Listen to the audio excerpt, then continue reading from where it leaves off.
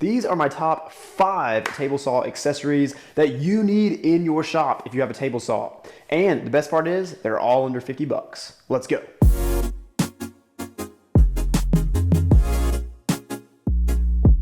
Accessory number 1, 1-2-3 blocks. A 1-2-3 block is a metal block that is perfectly square and it measures 1 inch on one side, 2 inches on another side, and 3 inches on its third side. These are great for setup. You can use them as squares around the shop. I always am reaching for this to make sure that my table saw blade is exactly 90 degrees from my table saw table. I actually do the same thing with my bandsaw pretty consistently. But where I use 1-2-3 blocks the most is for setup. You never want to, if you're cross-cutting a board, you never want to use your fence and your miter gauge at the same time. Because what can happen is as you slide the workpiece through the saw, this workpiece can get caught in between the spinning saw blade and the fence and kick back at you, which is extremely dangerous. So let's say I was wanting to cut this board 10 inches long. All I would have to do is set my fence to 11 inches, stick a 1-2-3 block right here, and then run my miter gauge forward. And now I have the repeatable cuts ability of my fence, but my workpiece is not touching the fence, which makes a safe cut. 1-2-3 blocks are also great if you want to set your fence exactly 1 inch, 2 inch, 3 inches, 4 inches, 5 inches, etc. away from your blade.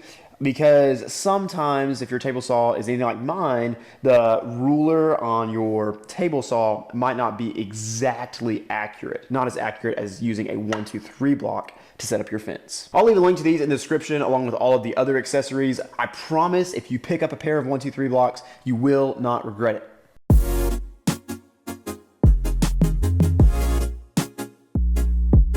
Table saw accessory number 2 is this feather board from Bow Products. I recently put out a poll on my YouTube community tab and asked, do you use a feather board at your table saw? And 59% of the people who responded to that poll said they do not use a feather board, but you absolutely need to. Here's why. A feather board essentially acts as a third hand to help keep a workpiece secure while you are running it through your table saw. You can also use these feather boards on router tables, on bandsaws, and lots of other tools, but I'm going to be primarily using this at my table saw. This is adjustable with these knobs, so you can adjust, loosen these knobs, move the feather board in or out, depending on where you need it to be positioned. But let's say I was running this piece of poplar through my table saw. As you can see, I'm still using the fence. I have my feather board set up here, and I can easily push this piece of poplar toward the blade. This feather board is putting pressure against the fence so that even if I take one of my hands away, it still stays true for a more accurate cut. These feather boards also increase the safety of your table saw. If I try to pull this piece of poplar, which I am right now, out or pull it backwards, it will not come because these fingers, although it will let me feed it this way, will not let me feed it back. This will cut down on kickback on your table saw. I've heard that some feather boards with different designs, they maybe don't really prevent kickback too much, but I'm telling you guys, I am really pulling pretty intensely, and you can see it start to come back a little bit, but this will slow down kickback very, very significantly. You may notice that this feather board is made with kind of a hard foam material where all of the fingers are.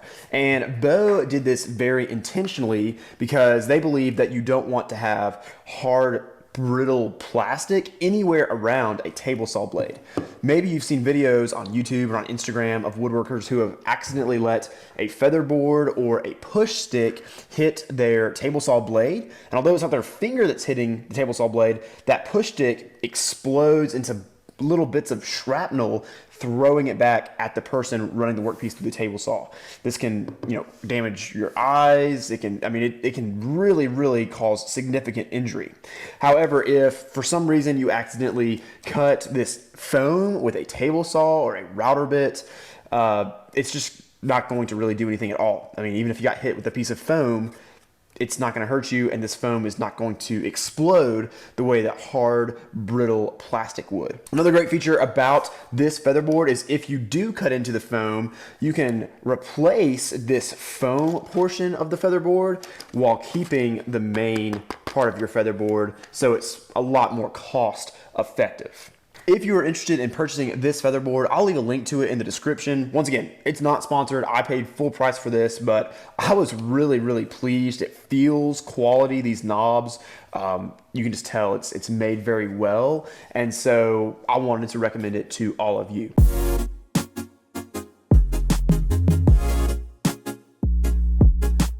Tool number 3 is also from Bow Products, and it is their push stick. Once again, instead of using hard, brittle plastic right up next to the table saw blade, this uses a replaceable hard foam tip so that even if it hits the table saw blade, it's going to keep you safe. Like I said, this tip is replaceable, but it is also reversible. So I can just turn this around in case I ever cut into the hard foam. Even if you mess up both sides of this, you can buy replacements of this hard foam very inexpensively. I'll leave links to the replacements down in the description. I've also seen people take these Bow push sticks. You can take the main push stick portion away, just have this tip, and then build your own custom wooden handle push stick, which I think would be really cool. I would love to do that in the future.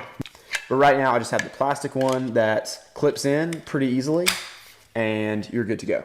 Shop safety is something I'm wanting to think more and more about, and I'm trying to make those shop safety upgrades as I continue in woodworking. I know they're not the most exciting upgrades to make. It's not as fun as getting a new CNC router or a new laser cutter or whatever, but if you're not being safe in the shop, it really doesn't matter how cool the tools are if you're not able to woodwork safely. And so make sure when you're in the shop you have the correct safety equipment, and I think that both this push stick and this featherboard are great upgrades that you need to make at your table saw.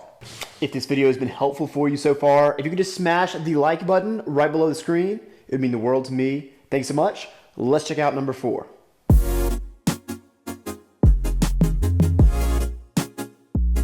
The 4th table saw accessory that you need in your shop is this digital angle gauge. Now, I got mine from Klein and it has been amazing for me. This digital angle gauge has a magnetic base, so you can set it on a table saw blade to measure angles. It has the ability to zero out, so if your shop is like mine and the floor is not perfectly level, maybe there's like a 0.4 degree tilt one way or the other, you can put your digital angle gauge on your tabletop, zero it out, and then reference the angle between your table and your saw blade. This is a super handy tool. When I first started woodworking, I think I really underestimated the importance of having accurate tools that are set up exactly at the right angle. I just thought, you know, if I get it close enough, what's the big difference between 45 degrees and 45.3 degrees? And if you've made any woodworking projects where you've tried to cut a 45 and it was 45.3,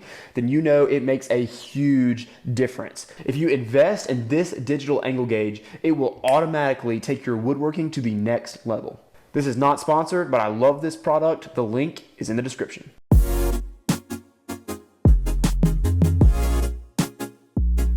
And number 5 is paste wax. This is from S.E. Johnson. You can probably get it from lots of different places. But if you do not wax your table saw consistently, then you are not getting the most out of your table saw. Applying paste wax to your cast iron table saw tabletop does a couple of things. First, it's going to prevent rust.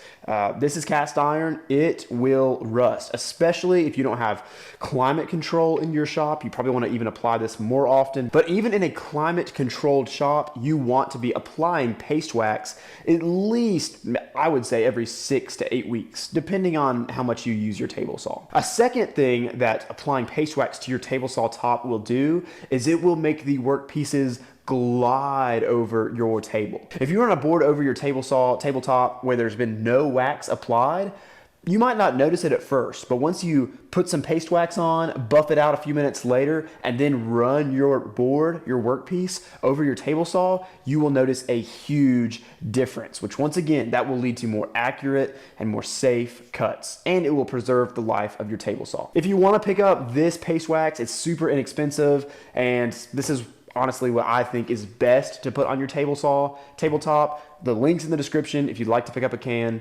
It's been a game changer for me. So there you have it. Right now, those are my top 5 table saw accessories. If you ask me again in 3 months when I've bought more tools, might change. But as of right now, those are my top 5 accessories that I think every woodworker needs to have for their table saw. Now, once you have your table saw set up, you're ready to build something. And so if you want to check out me build a project, check out this video right here or this video right here. These are some awesome project builds that I think you will really enjoy.